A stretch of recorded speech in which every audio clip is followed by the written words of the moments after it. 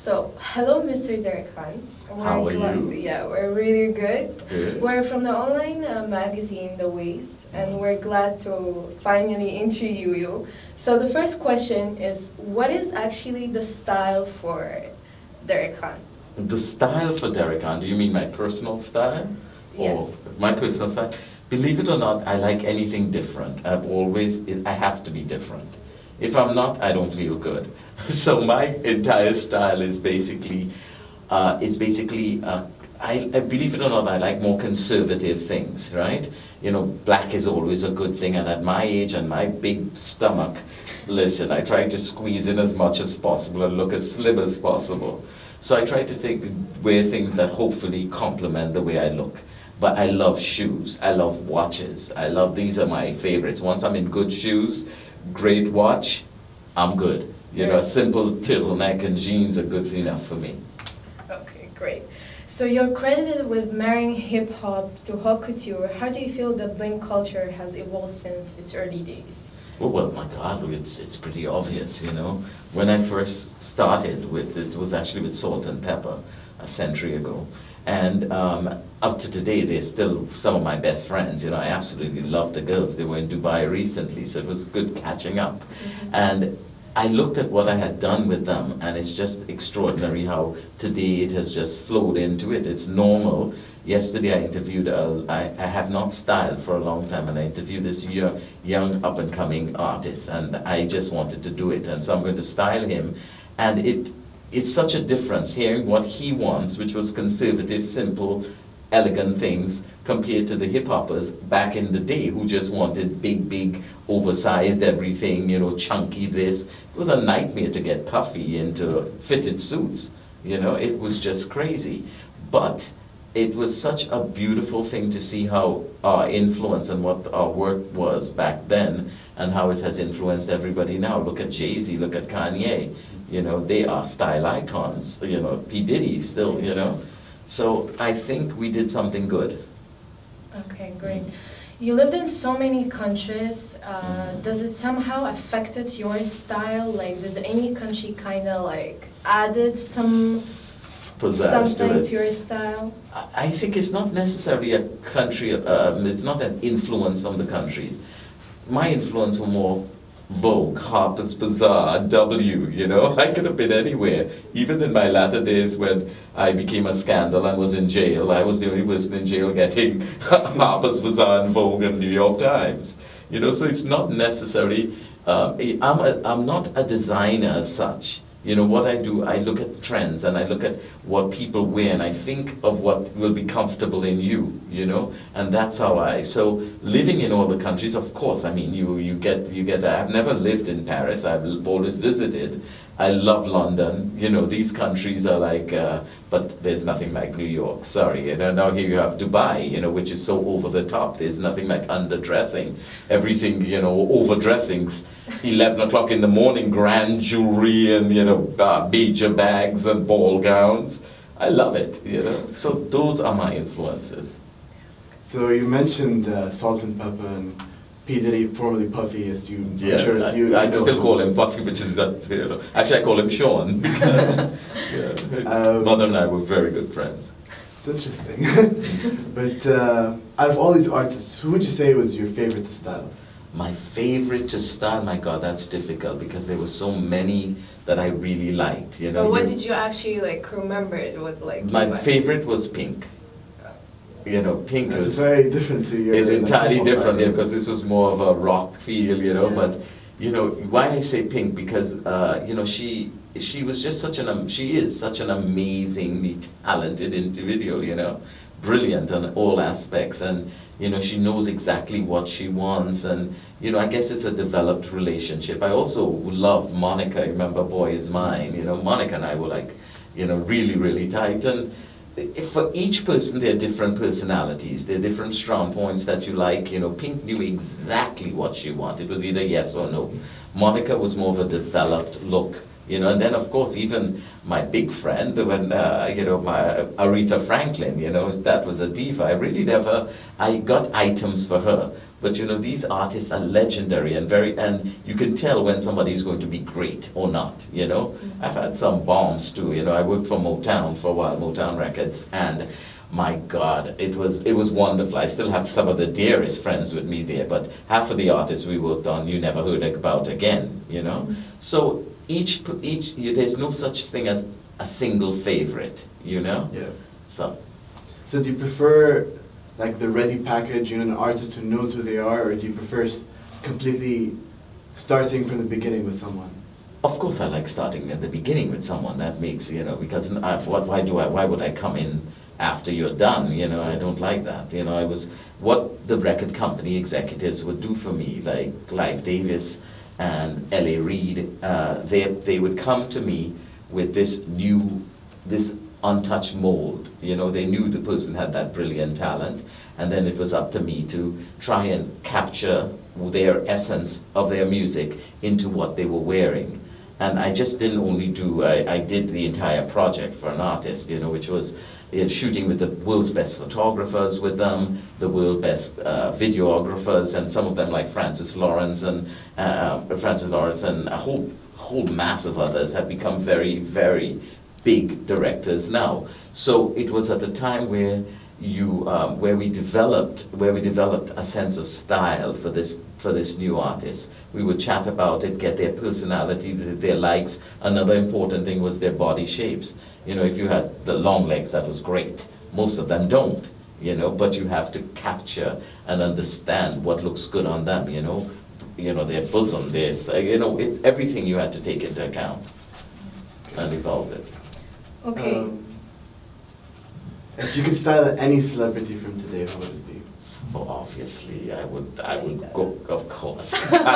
Give me a break, yes. You know, Gaga, Rihanna, you know, oh my God, they are fabulous.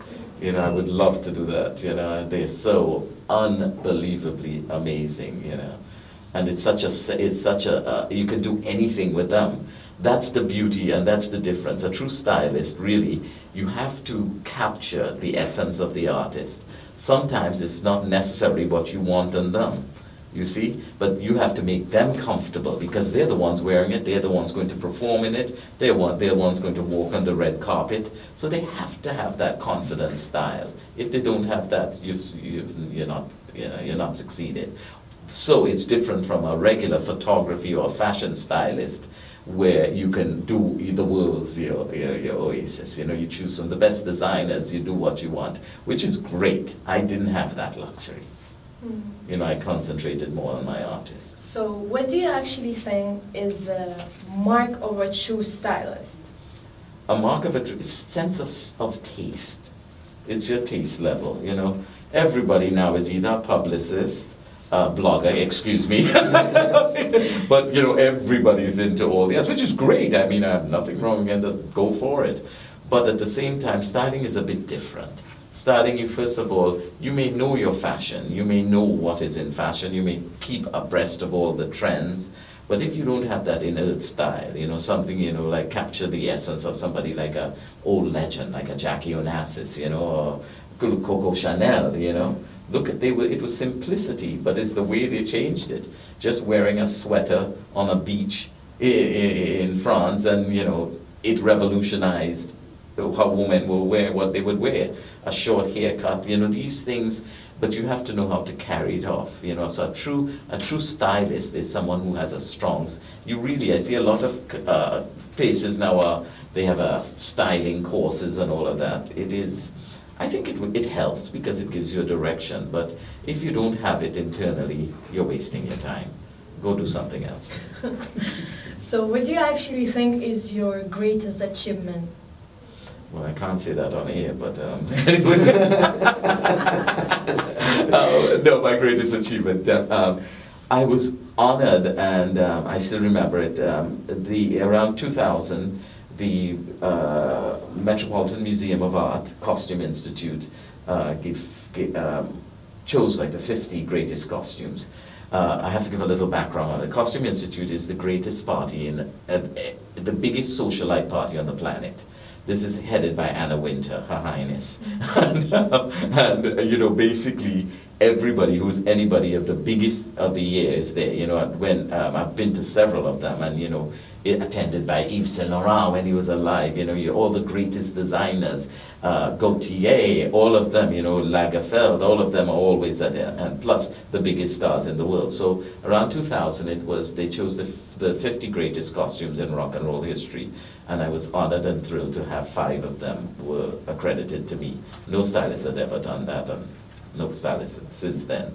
So with my name you can imagine walking through the hollowed walls of one of the greatest museums and your name is there. You know, that to me was my biggest, And I've been, you know, I've been privy to wonderful occasions and things where I styled Queen Latifah for a private party that Anna Wintour threw with the likes of Nicole Kidman, Renee Zellweger. It was just an awesome event, and I was on Anna Wintour's table, you know. So these are great memories, you know. But listen, life moves on. Life moves on.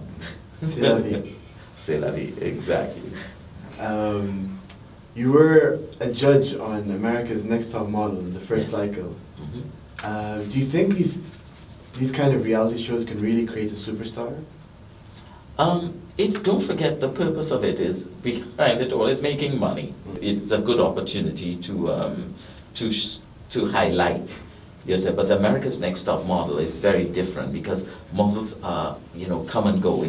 There was one period of the supermodels, Christine Lindy and all that, which will never happen again. Naomi, you remember that, yeah. You know. So now it is really a model is someone that highlights your clothing. Understand that first.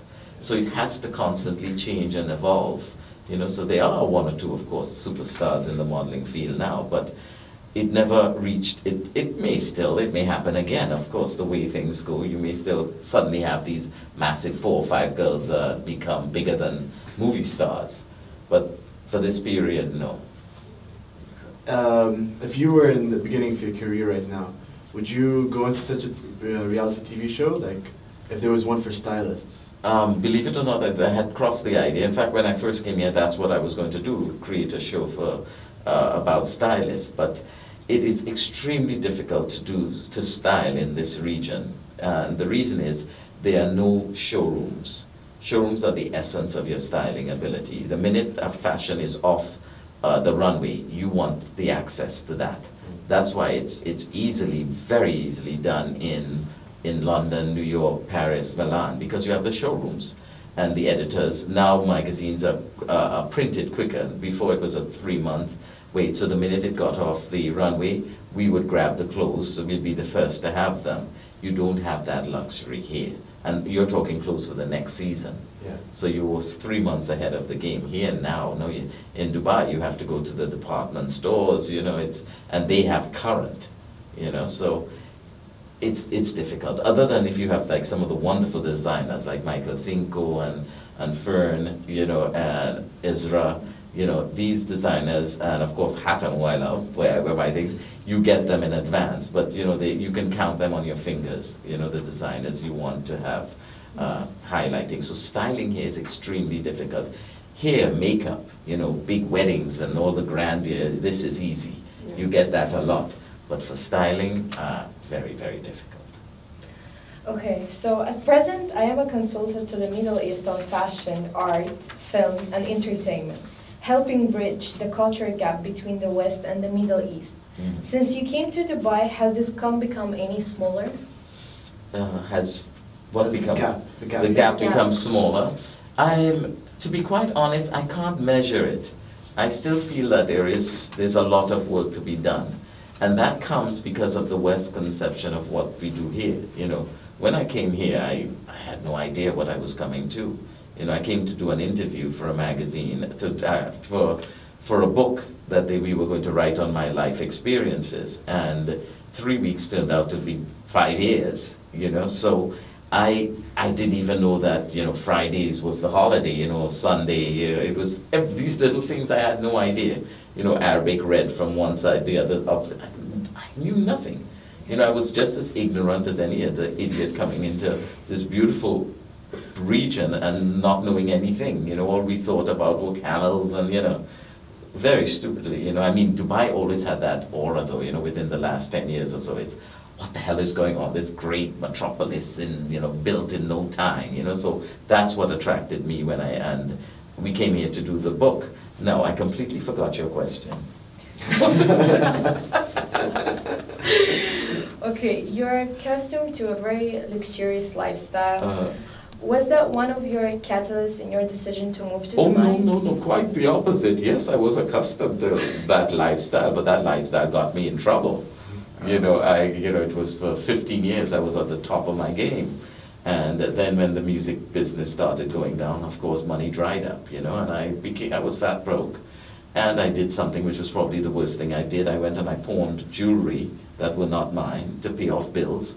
And then to get that back, I would have to go to a bigger jeweler and make up a lie and just dug myself into a nightmare. You don't do that with people's jewelry, you know. And I paid dearly for it, you know, having to go to jail. Lost my, after 30 years in America, I never took my passport off and I was deported. So I went back to Trinidad, which is where I was born, beautiful island, but it was exactly the opposite of what I remembered it, you know, and it was extremely difficult. So forget about the glamour and all of this, you know, this is, you know, I've had it all, you know, home in LA, beautiful apartment in New York, the jet set lifestyle, the everything, and where did I end up, you know? So I didn't give a damn about it, quite frankly, you know. It just so happens that I guess that since I've experienced it before, and I'm back here in a lifestyle that was is very glamorous. You know, don't you know, you never judge a book by its cover. You know, so this is one thing everybody seems to think. You know, that I probably live in this most magnificent penthouse. My friends do. I have loaded friends. I have great friends. You know. And it so happens that when I came here, I met some really wonderful people, and everything opened up for me, you know. So this is why, you know, you just never judge a book by its cover, you know. As a lot of people come up to me and, oh, you're the designer, you know. What did I design? You know, it's like, you know, it's kind of funny. I mean, I'm going to do like a jewelry line, and there's so many things I want to still do. You know, and I am going to. And but at the same time, you have to realize you surround yourself with the people you like. It so happens I'm lucky. The people I like got a lot of money.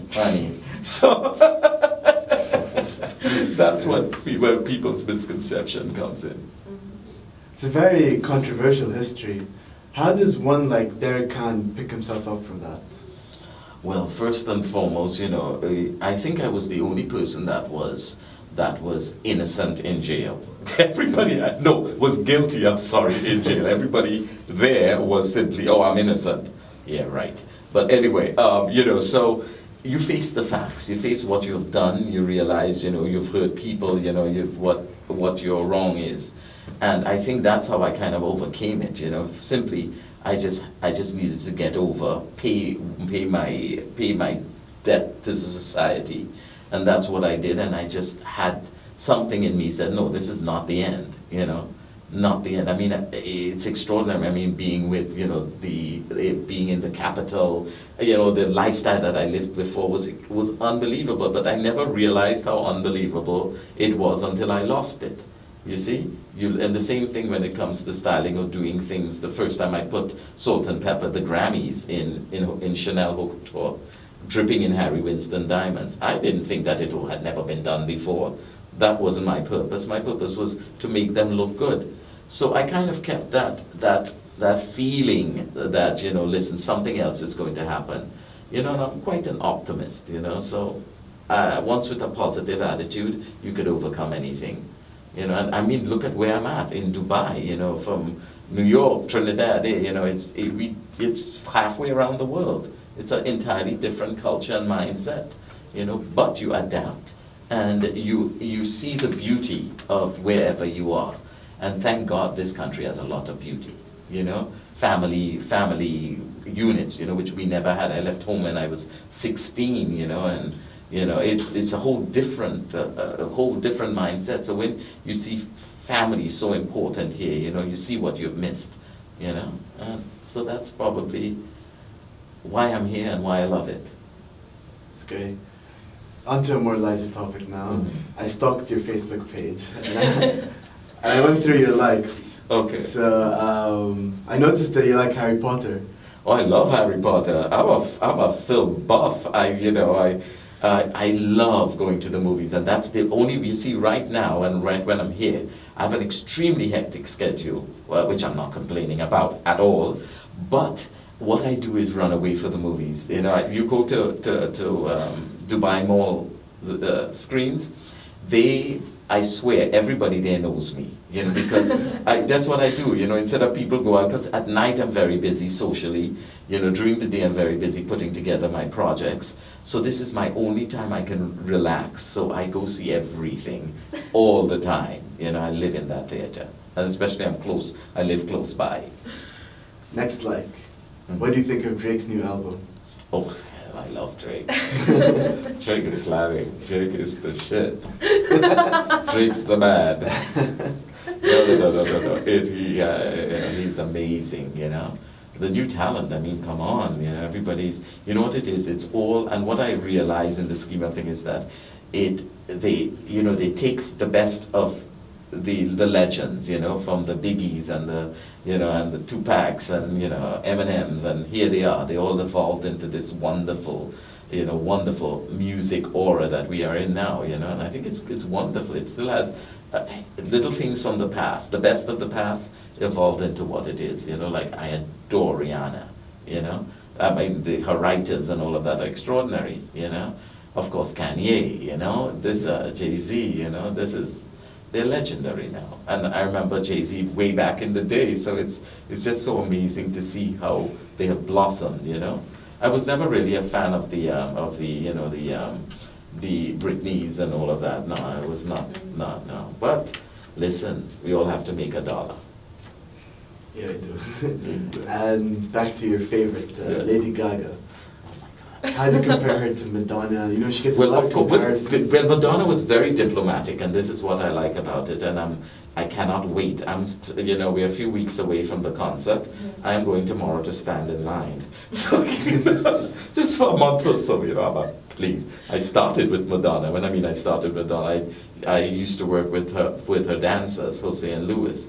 So I remember the Gautier Bra period, the Vogue. So those two guys were the ones I worked with. And I believe it or not, thanks to Facebook, still friends with them, you know. So, you know, she's always been a legend, you know, always. Since I've known her, I remember back in the day in New York, in Sound Factory, when the guys went to audition with her, you know, we spent the whole night with her, hanging out and having a blast. So I've followed her every step of the way, so I absolutely adore her. So I am, when it comes to like what she said about Gaga was so true. You look at Gaga's video, you know, like with even the Vogue movements and all of that. This is all retro Madonna, you know. But nothing's wrong with that. I mean, you evolve, you take the best and you do what you do. And yet she has such a strong voice, you know. Gaga has an amazing voice. And she's truly talented, you know.